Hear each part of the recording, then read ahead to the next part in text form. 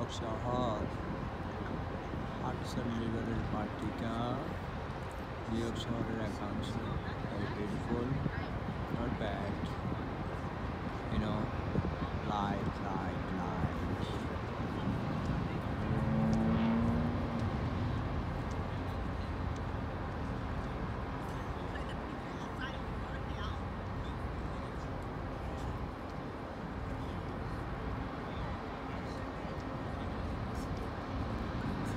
it's okay it's nice